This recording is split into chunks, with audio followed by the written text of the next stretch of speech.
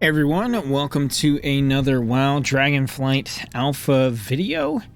In this video, we're going to be checking out the new talent tree for the Death Knight. In particular, we're going to be looking at the Blood Death Knight talent tree. Also, since this is the first video that I'm making for the Death Knight, we're going to take an in-depth look at the class side of the talent tree as well.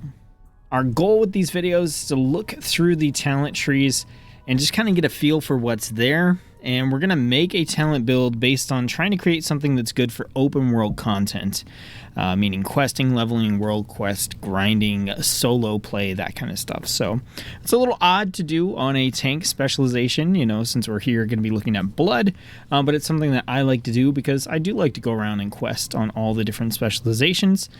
So we are going to be looking at that. That means we're going to be ignoring a lot of the tank talents and things that make sense when you're playing in a group, in favor of just trying to maximize DPS, movement speed, all that kind of good stuff. So before we jump into this video, I wanted to ask you guys to please let me know by way of views, likes, comments, and stuff on the video, whether or not you're enjoying this series and whether or not you want to see me continue to make content for WoW Dragonflight beyond the Alpha. I'm definitely using these videos as a gauge to judge whether or not that's something that I want to do, or whether I just kind of want to do these alpha videos and call it good.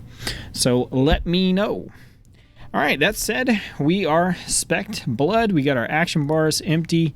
It looks like it's going to give us Death Strike as our initial ability with no talent points spent. First thing we're going to do is hop into our spell book and take a look at what we have just from being a Death Knight with no talent points invested. So it looks like we do have our Dark Command Taunt, which is nice. We've got Death and Decay, Staple of Blood. That's our little AoE ability. As we go through this, I'm not going to be going into each and every ability in depth. I'm going to assume you have some working knowledge of a Death Knight. You know, the in-depth stuff is for actual guides that I may or may not do in the future. So we've got Death Coil, Runic Power Spender, deal some damage or heal somebody. We got our Death Gate, Death Grip for pull, super important for open world content. We got Death Strike, our bread and butter Runic Power Spender. Path of Frost, Raise Ally. We got Rune Strike. Alright, so that's a Rune Spender. Probably not the one we want to use, but it's the one we've got in the baseline kit. Then we got our Rune Forging. Over in Blood, we just have our Mastery, Blood Shield. So each time we heal ourselves with Death Strike, we gain about 50% of that amount as a damage absorption shield. And this increases our attack power as well. Not a whole lot going on, you guys. So what are we doing right now? This is our build. Our build is Death and Decay, and then slap Runic Strike until we build up enough runic power to Death Strike. The end. So not really a lot going on there. That's definitely not going to get quests done for us. So let's get into this talent build and take a look at what we have. So the way we're going to run through this talent tree is we're going to look at the active abilities we could pick up first, which are going to be the abilities in these kind of boxes here. Then we're going to look at the choices we have available, which are the boxes here with the arrows on them. And then finally, we'll look at the passives, which are the circle nodes, as we kind of go through and make our build. So we're going to start with the class side of the tree and just kind of look through. Remember, again, this is for open world content. We're looking for movement speed, survivability, short cooldowns, you know, things of that nature. Particularly on Blood, we're going to want to pump up the damage as much as possible because we're going to have pretty solid survivability anyway, just by nature of being a tank spec. So it looks like we kind of have a Frost section, a Blood section, and an Undead section over here. Like if I had to guess, just based on the icons, that's what it looks like. And then we kind of merge into some other stuff down here. So let's take a look at what we have available. This is the most complicated one I've seen so far. We got 3 different options, 3 different starting points, and they go into all sorts of weird angles. So let's see what we got. We got Chains of Ice. So this is a CC. It's going to shackle. We've got Raise the Dead, so we can raise a ghoul to fight by our side. That'll last 1 minute. I'm going to bet that the improvements to that are only going to be available to Unholy and not available here in the tree, but we'll see. We got Mind Freeze, which is our interrupt. We're definitely going to want to have our interrupt available to us in open world content. That's going to help us out quite a bit. We've got Anti-Magic Shell. Not super useful in open world content, but we may need it to get into some of this other stuff. We'll see. I think it'll be kind of nice being able to be blood and potentially bypass a bunch of this blood stuff in favor of something that does more damage, but we'll see. We've got Blinding Sleet, 1 minute cooldown. Hits targets in a cone in front of us, which blinds them. And then they are slowed, so some more CC. And we have our Icebound Fortitude here, our 3 minute cooldown damage reduction ability. Over here, we've got Death Pact. So this is going to heal us for 50% of our maximum health. And then absorb incoming healing equal to 30% of our maximum health for 15 seconds. So nice little survivability tool.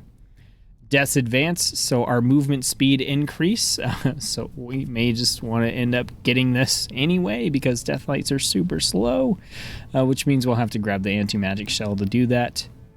Here we got Sacrificial Pact. We can sack our ghoul to deal shadow damage to nearby enemies and heal ourselves. We have Control Undead, where we can dominate an undead creature and force it to do our bidding. So in this top section, I want the Interrupt. I want Death's Advance, and then everything else just based on the active abilities, I don't really care. So we're going to have to see what's going on here in the passive nodes. So let's take a look at this one over here, right? So we've got our CC, our Interrupt, our CC, and our damage reduction. Here we've got successfully interrupting an enemy, grants 10 runic power, and reduces the cooldown of Mind Freeze by 3 seconds. We can do that pretty successfully, but we won't always need to do that. That's an okay to have ability, but not super necessary. We have Permafrost, so our auto attack damage grants us an absorb shield equal to 40% of the damage dealt, which is pretty nice. Right here, we've got reduced cooldown of Anti-Magic Shell and increased duration. Absolutely not. Up here, we've got Heart Strike. Hits with up to 3 additional enemies while you remain in Death and Decay. So that is actually fairly nice and kind of frustrating because it means we have to grab Raise Dead in order to get it, but that lets us AoE inside of our Death and Decay with Heart Strike, which is going to be the ability we pick up over here, which is going to become our new bread and butter rune spender. And then here, your ghoul's attacks have a chance to enfeeble enemies, reducing their movement speed and the damage they deal to you. And then on the bottom row here, we've got diseases have a chance to weaken your enemy. We've got increased avoidance, stamina increased, increased leech. Nothing. Like, nothing here. Yeah, nothing here is really drawing me in. I'm thinking, like, here to Death's Advance to Veteran. Here. Yeah, I don't know. I'm not feeling it. Let's continue on. Anti-Magic Zone. Another one I don't really care about. We got Asphyxiate. Lift the target off the ground and stun them for 5 seconds. 45-second cooldown. We've got Wraith Walk, which, again, we probably want just for the movement speed. We've got Lichborn.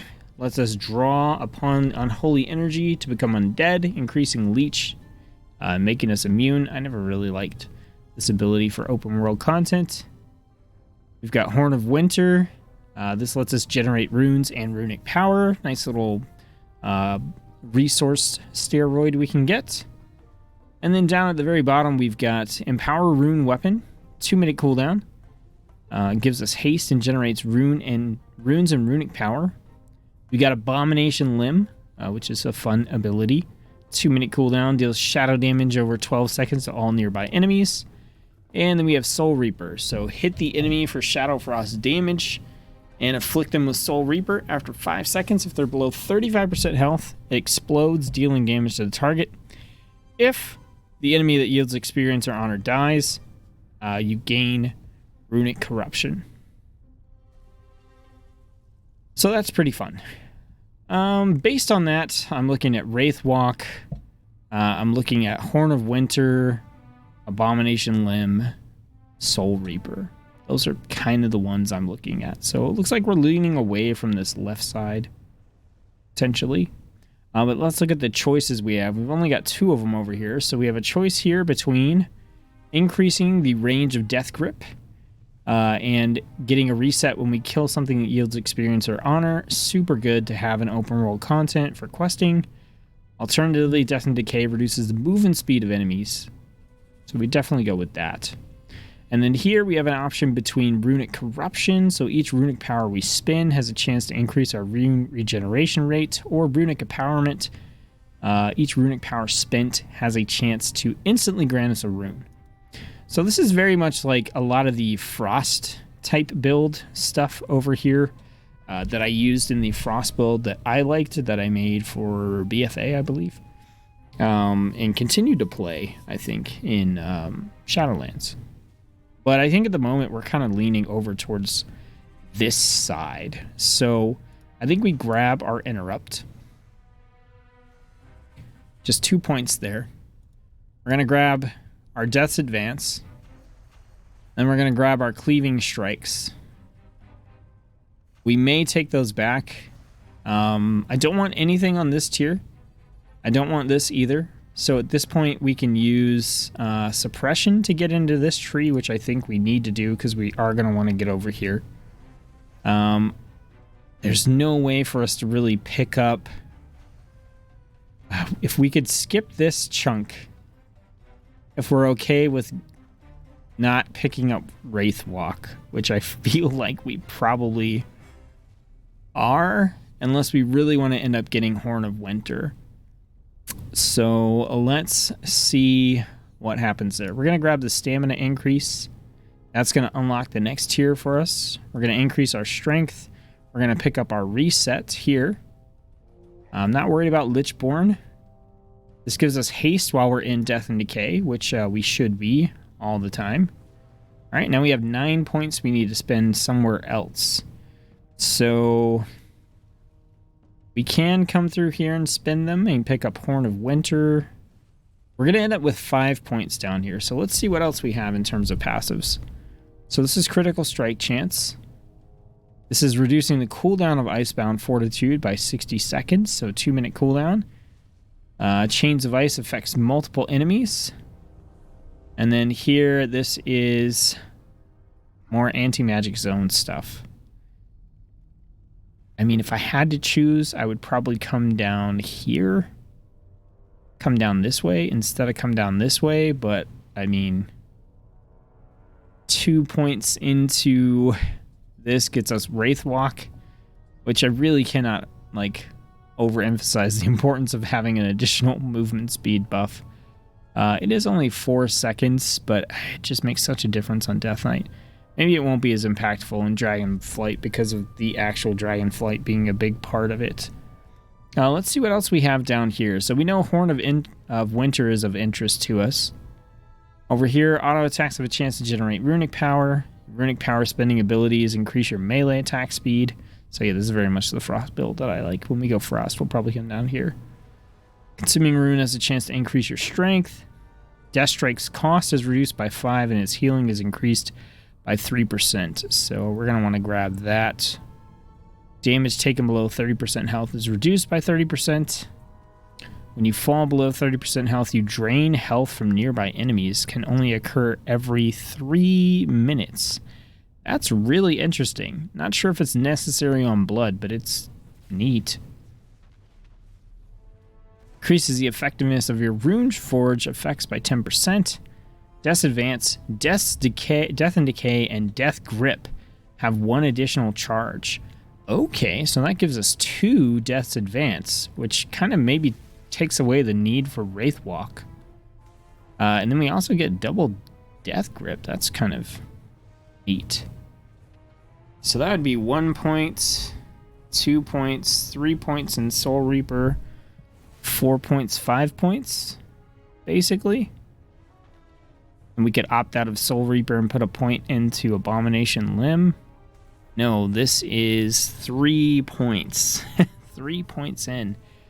Okay, so I think we're actually going to end up going into improved Death Strike.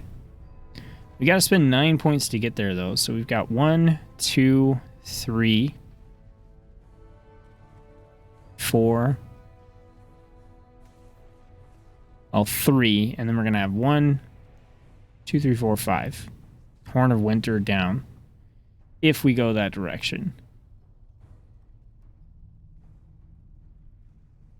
Alternatively, we could come from this direction.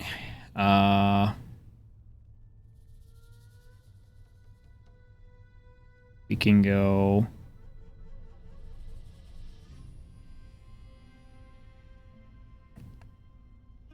One, 2, 3, 4. Yeah, there's quite a few things we can do here. Let's go stamina by 20%. Anti-magic zone, Wraith Walk. Here. Here, here, here.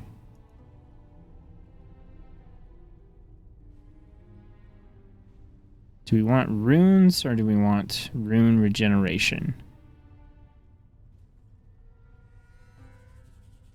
So we can constantly increase our rune regeneration rates, or we can have a chance to instantly grant ourselves a rune. Let's go for the instant. And then we still need to spend 1 point. Let's go for leech. Okay. So then now we just want to get into improved Death Strike, I think.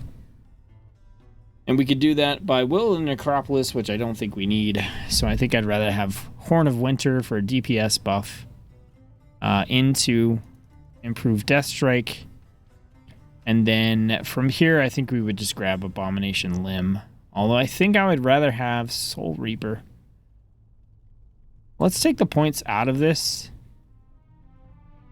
And let's say we put the points in 1, 2, 3, 4. And then we put 1 point into Death Strike reduction. Let's try that because I'd rather have the short cooldown of Soul Reaper. All right, so let's see what we have right here. We've got Anti-Magic Shell.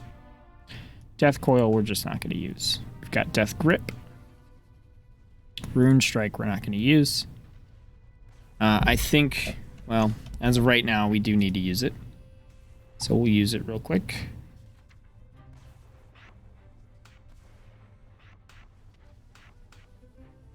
Okay. And then we have Soul Reaper. Got our movement skill with Wraith Walk. We've got our Horn of Winter. We've got our Chains of Ice CC, Mind Freeze CC, Icebound Defensive, Death's Advanced Movement, Raise Dead for our little ghoul that we can get, little offensive ability, and then Anti-Magic Zone.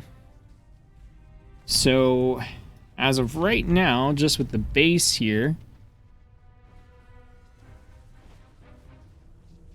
we should basically Soul Reaper. Like, so we're going to go up to target. Soul Reaper. Oh, this is a 6-second cooldown, so let's move this down. So it'll be something more like this. Death and Decay. Soul Reaper. Spend runes to generate Death Strikes.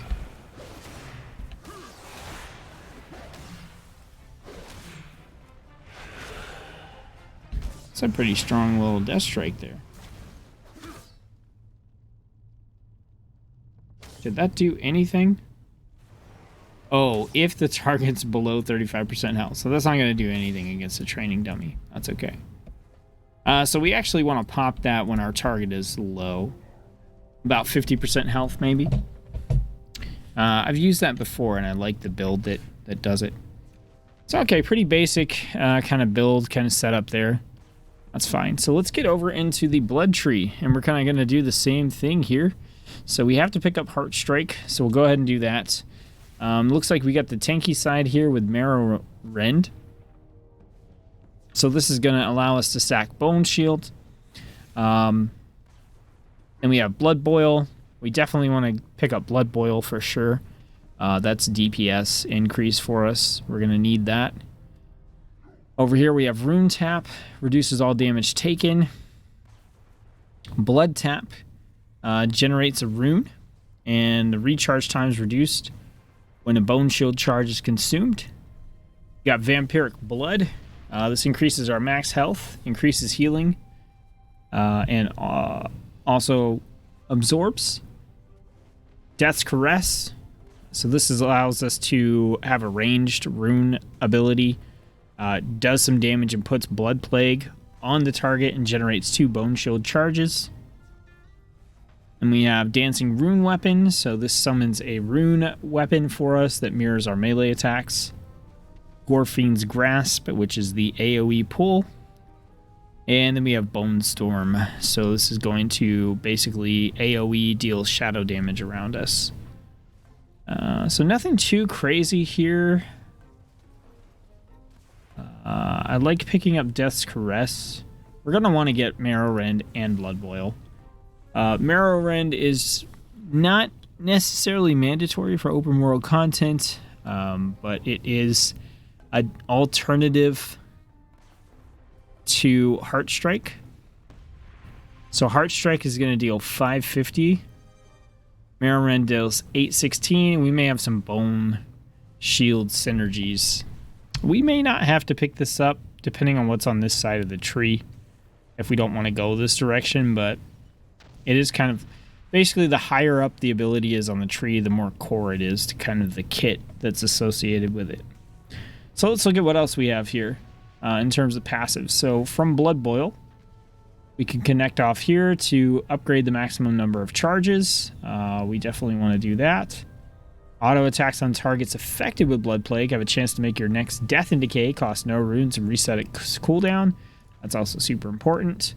So here's Rune Tap. We don't really need this unless we want to go into this tree to get Death's Caress. While Crimson Scourge is active, your next Death and Decay heals you per Bone Shield charge and grants runic power.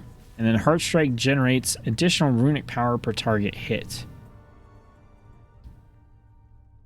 Stamina increased by 10%, damage taken reduced. Into when Crimson Scourge is consumed, you gain 2% haste. That's actually pretty nice. So we're definitely going to go down this direction. All right. That leads us into Vampiric Blood, which we don't necessarily need. But let's take a look at our choices here. So this gives a choice between Blood Drinker, which I do really like to have, or Consumption, which is also really good. So we have a single target damage dealer versus more of an AoE one. Both two really good abilities, so I feel like we do want to come down possibly this way and pick that up. Here we have Mark of Blood, and we have Tombstone. Those are defensives. Here we've got Bloodworms, and we've got Voracious. Yeah, so over here it allows us to pick that up. It also gives us Blood Tap, which is pretty aggressive in terms of helping us output more damage. Got Ossuary, which is going to reduce the cost of Death Strike as well. Pretty good. Gives us an additional maximum runic power. Along the way, we've got increased haste from Bone Shield. So just good stuff right here. Heartstrike damage increase. Heartstrike heals you for health for each enemy hit while affected by Blood Plague. You know, like I'm feeling like this right here, and then maybe we stop. I don't really want to go down this direction. I don't love this. Each enemy hit by Blood Boil increases the damage and healing done by your next Death Strike, which is pretty solid. But I don't really care about going into Gorfiend's Grasp. Over here, this reduces the cooldown of Vampiric Blood, which is one that we don't need to boost for open world content. And then your Vampiric Blood deals 100% of stored healing as shadow damage. It's kind of interesting, but yeah, we can avoid this whole chain. And I think we can avoid this as well. Like, these aren't terrible, but in terms of getting more DPS, that's not the way we're going to do it. Enemies hit by... I don't want to invest in Gorfine's Grasp. We don't need Purgatory. So here we can get Dancing Rune Weapon, which is potentially solid. But we got to go through here to get it, which I don't love. It's a 2-minute cooldown, which is, like, good, but eh. Yeah, I'm just not feeling that at all. Heart Strike has a chance to increase the damage of your next Death Strike. That's pretty good. Summons an additional copy of Dancing Rune Weapon, which we won't even have. Blood Plague and Death and Decay deal damage more often. That's pretty good. Yeah, I think we're honestly just coming, like, down through here. So that's okay. Let's go ahead and get the Haste, Blood Tap, Blood Drinker, Ossuary. And then I think we put points into Improved Heart Strike and maybe Leeching Strike, I think. Yeah, and then that opens this up for us. We get Rapid Decomposition. When Bone Shield's consumed, it shatters, dealing shadow damage to nearby enemies. The damage is tripled while you're within Death and Decay.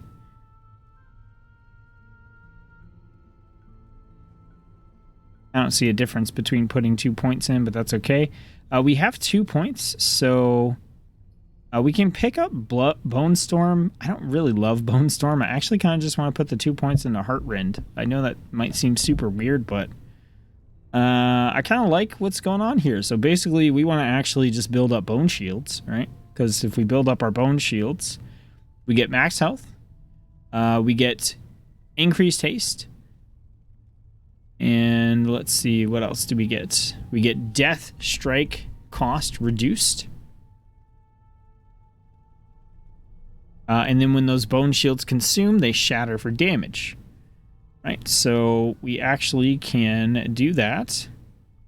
And then if we're in an AoE situation, which we most likely will be, we can Heart Strike. Oh, disconnected from the server. We can Heart Strike, and we're going to have increased damage from that. And what else? There was another node there for us.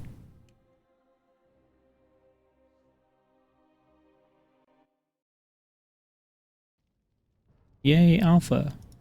Oh, it didn't save my build. I knew it. I knew it wasn't going to save the build. Well, fortunately, I kind of remember what we were doing here, so do that, and this, that.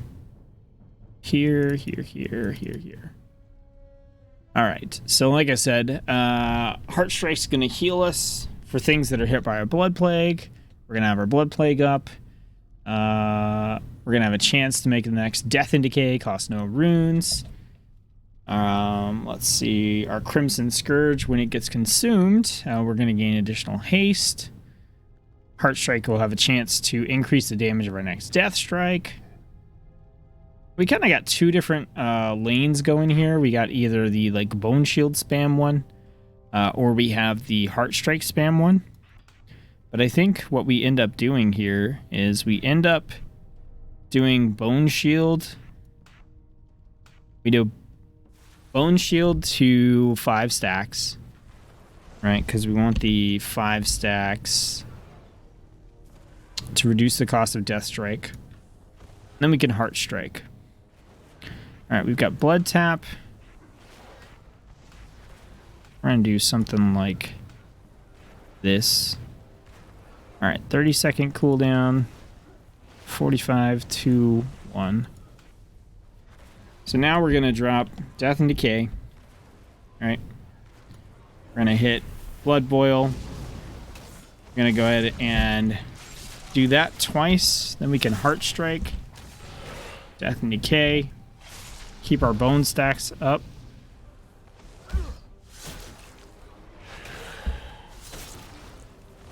As long as we have our a Bone Shield,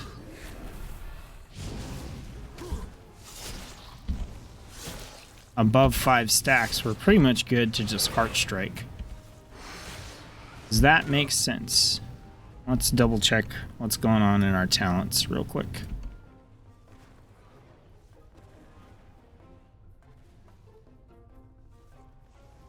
Okay, so just having Bone Shield increases our health, increases our haste, reduces the cost of Death Strike, and then when they get consumed, we deal some damage. So yeah, we don't actually need to continuously hit Death Strike. We just need to have 5 stacks, 5 charges at all times. And outside of that, we can Heart Strike, because our Heart Strike is going to have the increased damage, the heal, and the chance to increase the damage of our next Death Strike.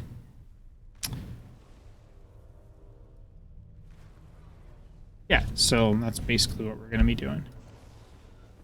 So we're going to Death and Decay, we're going to Blood Boil, we're going to get 2 hits of that in pretty much, Death Strike, then we're going to start spamming Heart Strike until we can Death Strike again. And if we drop below 5 Bone Shield charges, then we just switch over to Marrow Rend instead. And when our target gets pretty low, we will pop Soul Reaper on them to do that burst damage, which we're not going to be able to see here, and that's okay. And then we also have Blood Drinker, which we can pop to do a fair bit of damage as well. And then we do have Horn of Winter as a 45-second cooldown buff that we can pop. So we can hit that when we're feeling kind of like stalled out. So normally we're going to be doing like a big pull and a Death Knight, right? So, you know, we'd lay up our Death and Decay, we'd hit our Blood Boil, we'd pick our primary target, we'd get our Bone Shield stacks built up. We'd start Heart Striking, we hit a dead spot, and we can pop Horn of Winter, and now all of a sudden we can push that DPS out quite a bit more.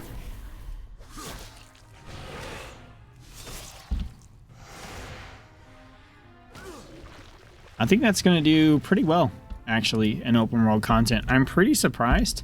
I feel like we got to take actually a lot of stuff in the blood tree that's going to help us with our DPS overall. You know, between the stat boosts with like haste and increased damage and stuff, and the actual activated abilities we can have, I think like we're kind of onto something there. Is this the best tanking build? Absolutely not. Is this the best DPS build? Probably not. There's probably some adjustments that need to be made. But, you know, for my first time looking at the talent tree, I'm actually, like, pretty happy with what we have going here for, and like, an open world. Like, I want to go out and quest and kill things on my Death Knight. Yeah, so not bad. Better than I was thinking it would be for Blood DK. So that's going to do it for this video, you guys. Let me know what you think. Let me know if you enjoyed the video, if you're enjoying the series, by liking the video, leaving a comment, sharing it with your friends, etc., etc. Thank you for watching. Hope you enjoyed it, and I'll see you on the next one.